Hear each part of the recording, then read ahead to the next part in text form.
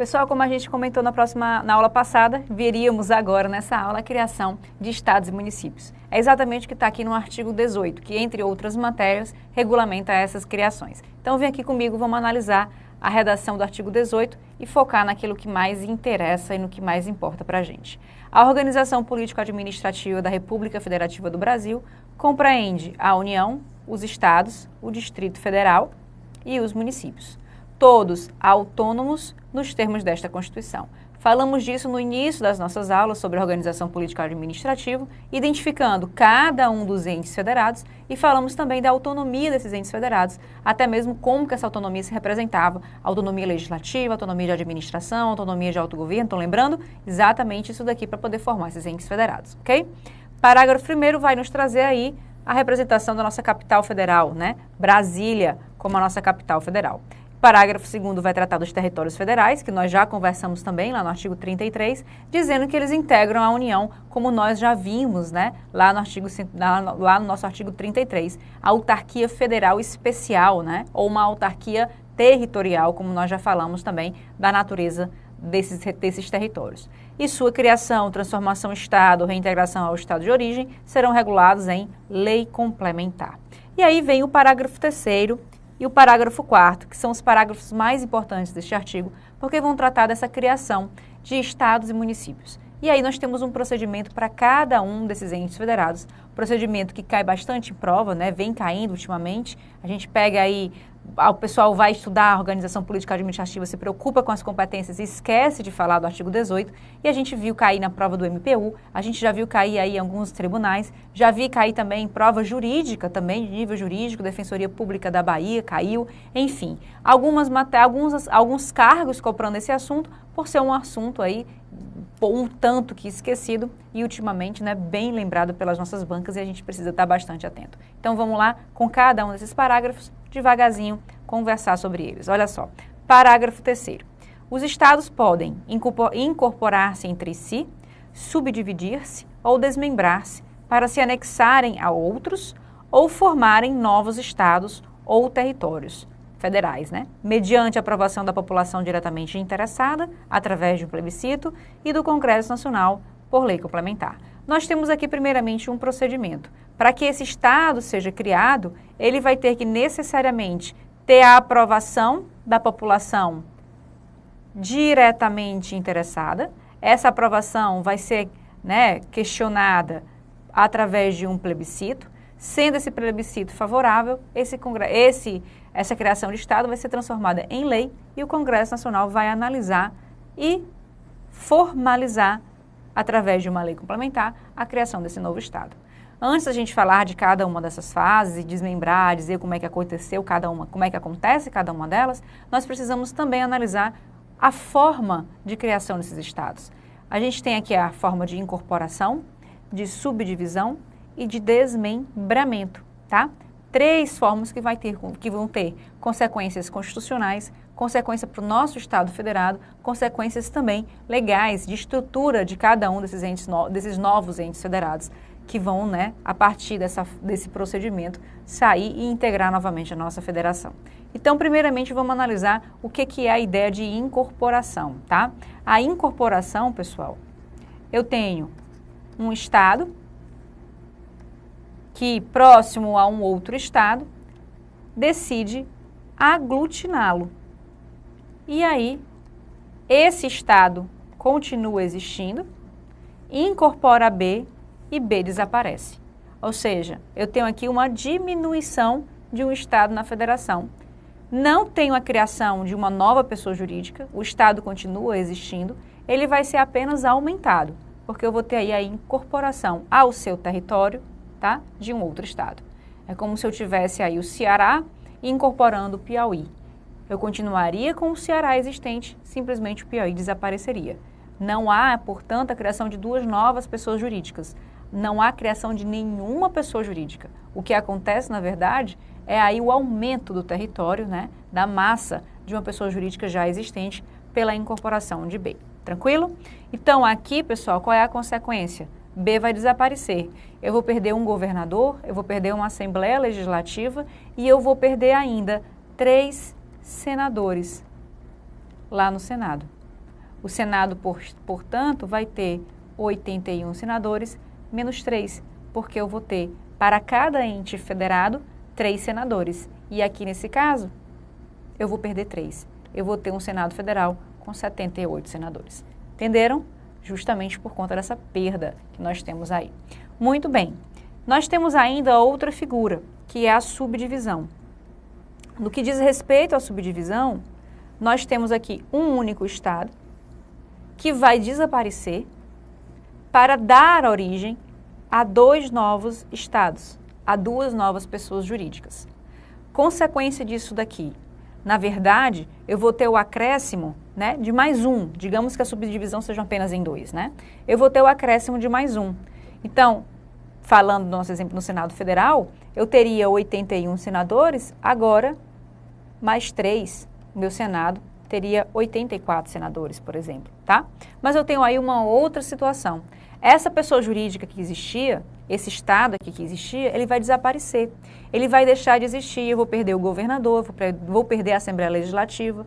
O quadro de serviço público vai ter que ser definido se fica com B ou se fica com C. Enfim, eu vou ter uma série de consequências oriundas da extinção dessa pessoa jurídica aqui, que acontecia aqui também, né, na nossa incorporação.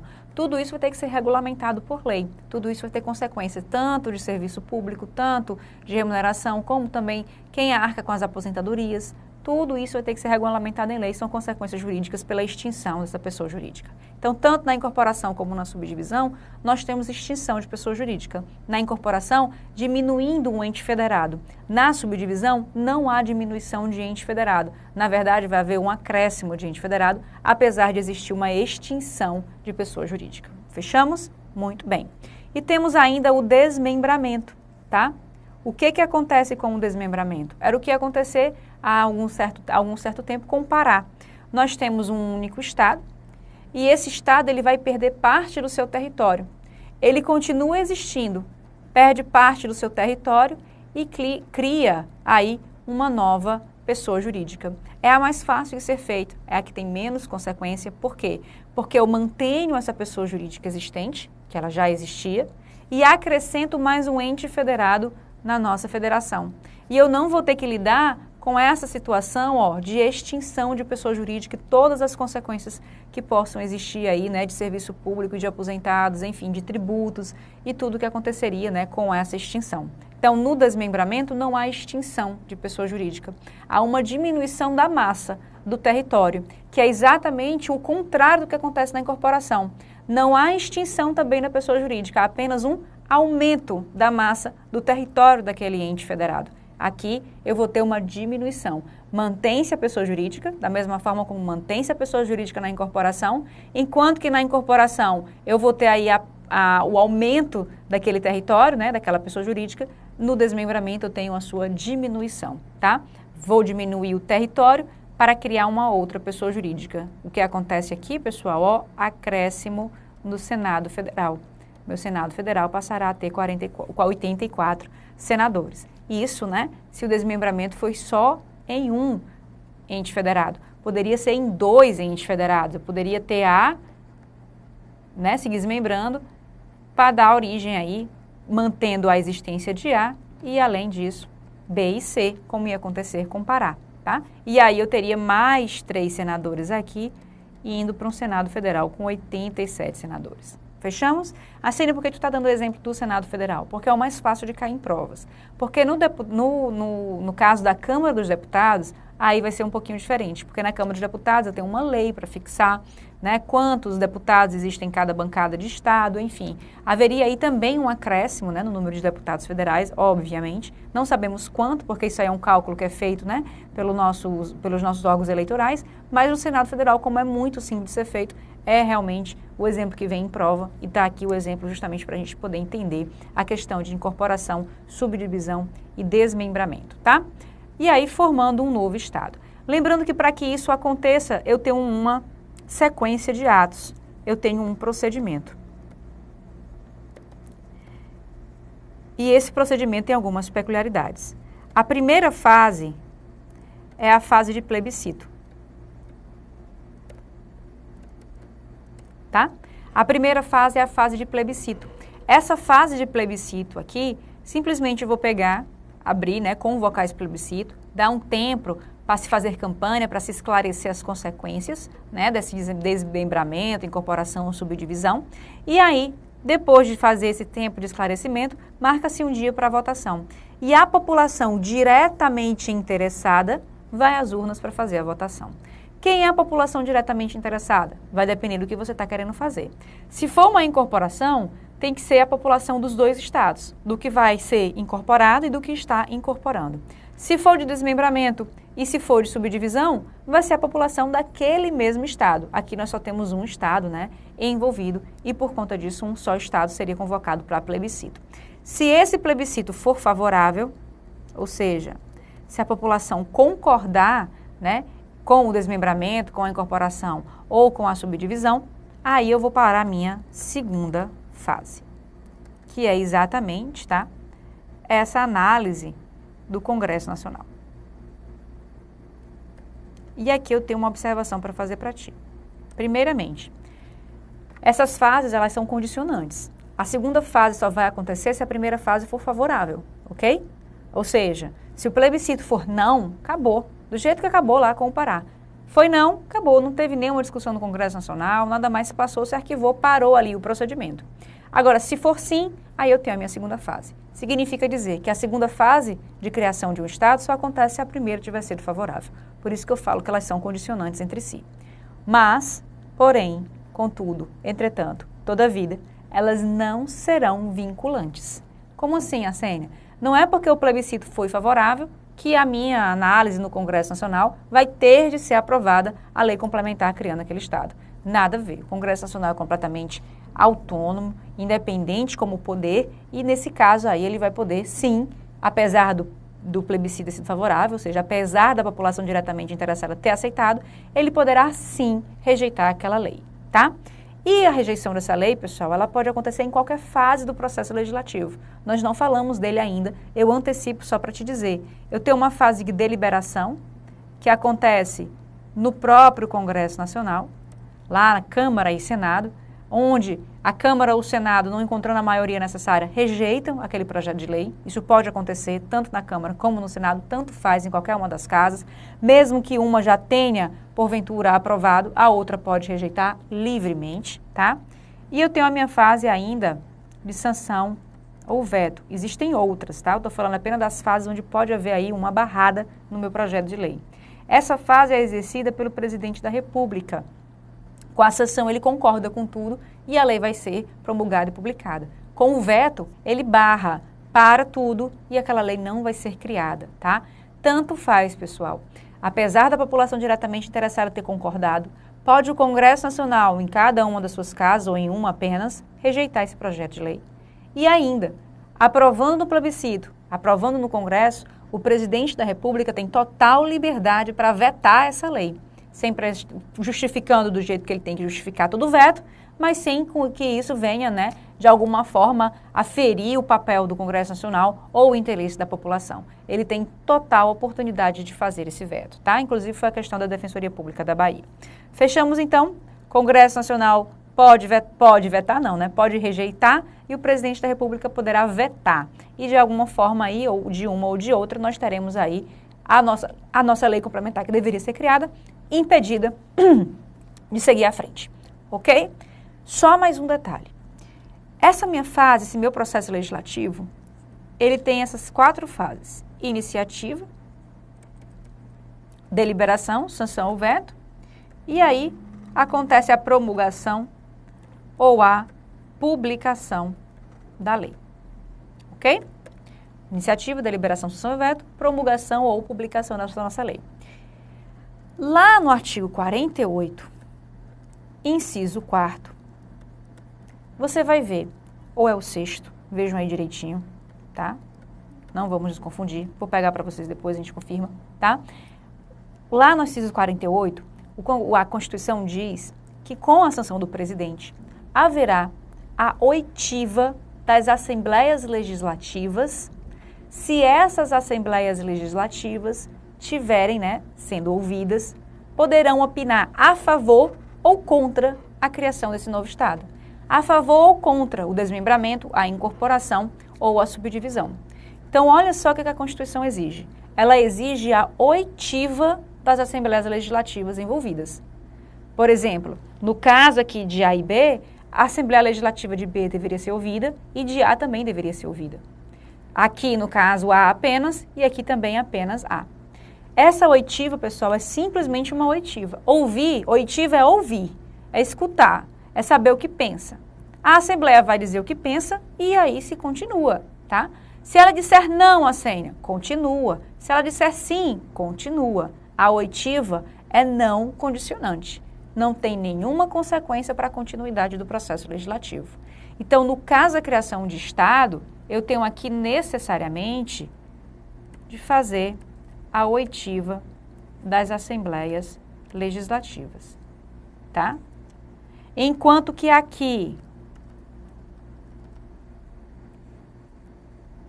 pode haver um não, e esse não, a consequência é parar tudo, aqui, pessoal, pode ter não, pode ter sim, e de um jeito ou de outro, o processo legislativo continua. Não esqueçam disso daí, tá? Só um detalhe. Essa oitiva está lá no 48. Vejam que aqui no parágrafo 3º eu não falo de oitiva de Assembleia Legislativa. Na prova do MPU, trazia a oitiva da Assembleia Legislativa. Quer dizer, na prova do MPU não trazia a oitiva da Assembleia Legislativa. E muita gente errou. Por quê?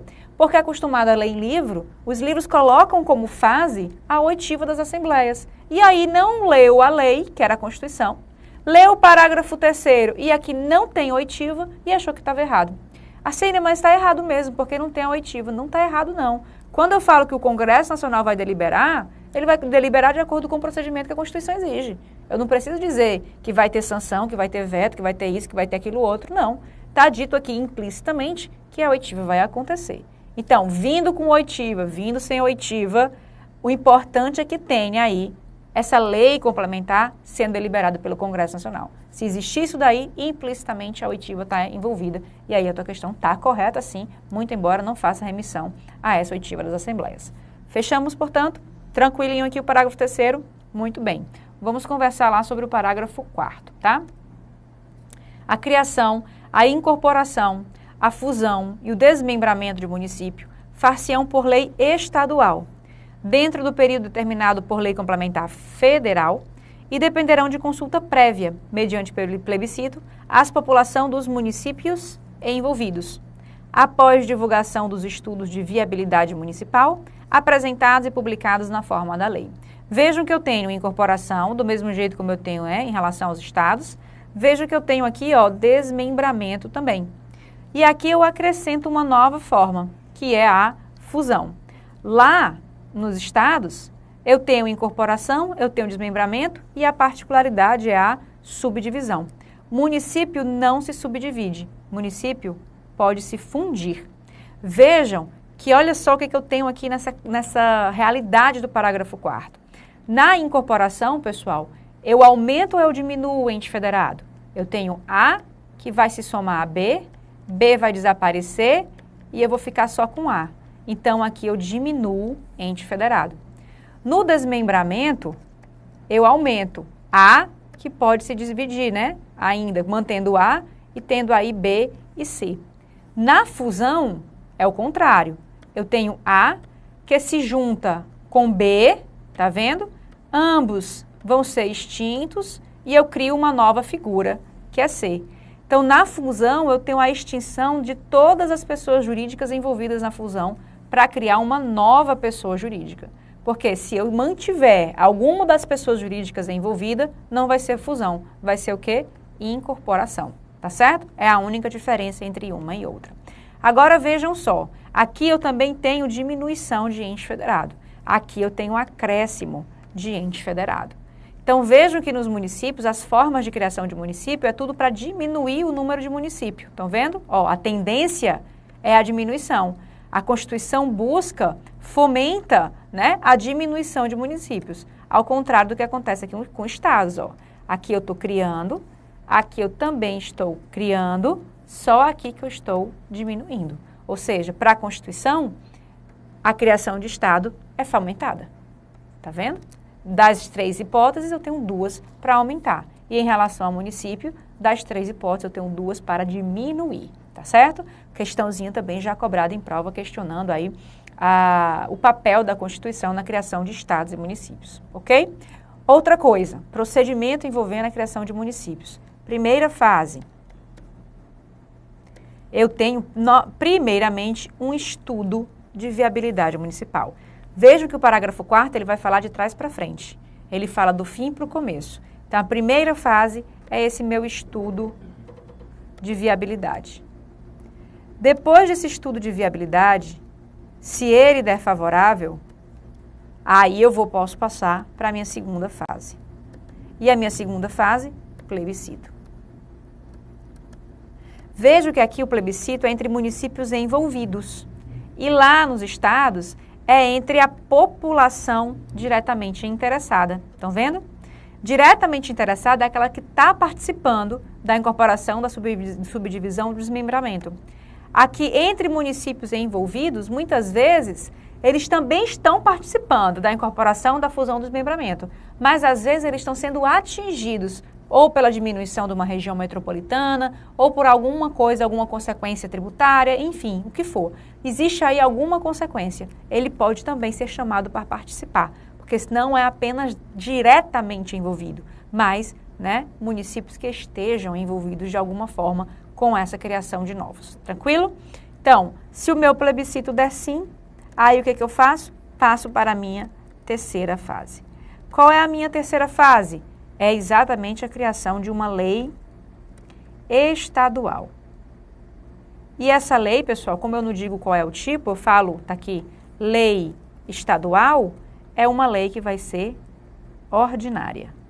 Por que eu estou te chamando a atenção a isso? Porque aqui nos estados, a lei de criação de um estado é feita pelo Congresso Nacional, mas é uma lei complementar federal. É tudo diferente.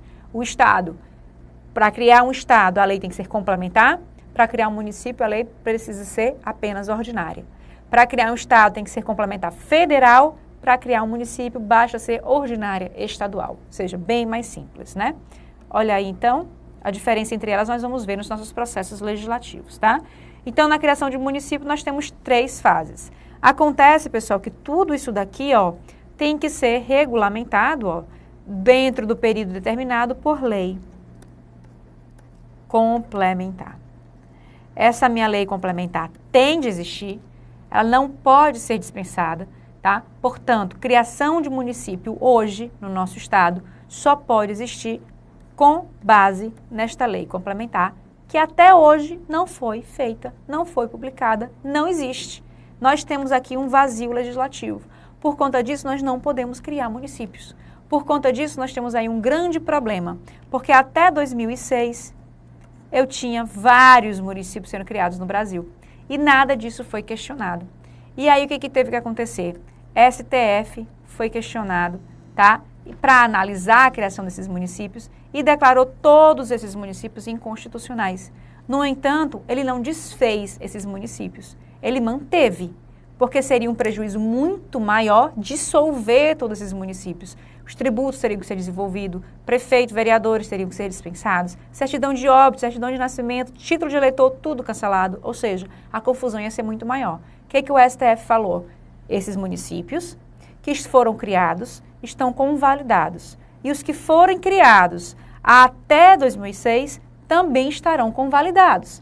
Agora, depois disso, dali para frente, o que tiver criado de município vai ser declarado inconstitucional, tá?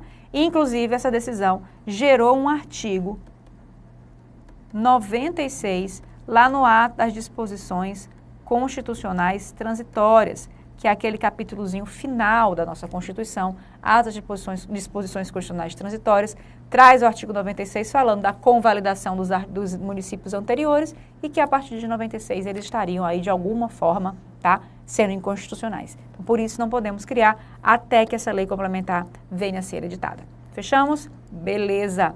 Por fim, bens da União. Não adianta eu ler isso aqui contigo, porque na hora que tu desligar aqui o vídeo, isso tudo vai-se embora. Tu tem que fazer essa leitura sozinho. O que é que eu tenho que chamar a atenção para ti?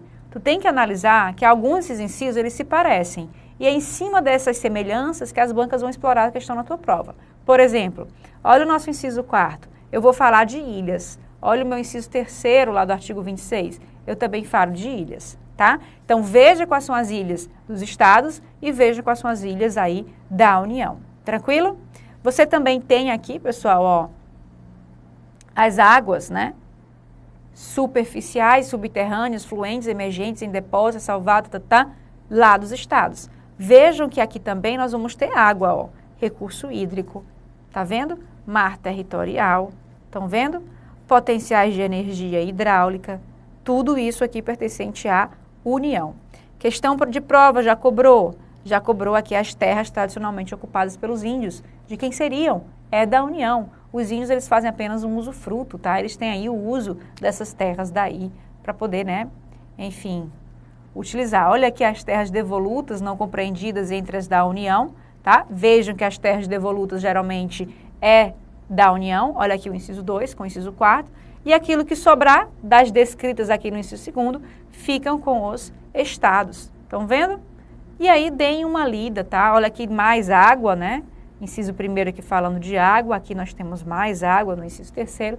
Deem uma lida fazendo essa correlação com aquilo que realmente, né, há de semelhança, aí, né, e por conta dessas semelhanças, questõezinhas de provas podem atrapalhar aí a sua vida, tá bom? Então dá uma lidazinha aí no artigo 20, no artigo 26, tabelinha aqui bacana para você conseguir visualizar essas diferenças, tá? Até já com mais direito constitucional.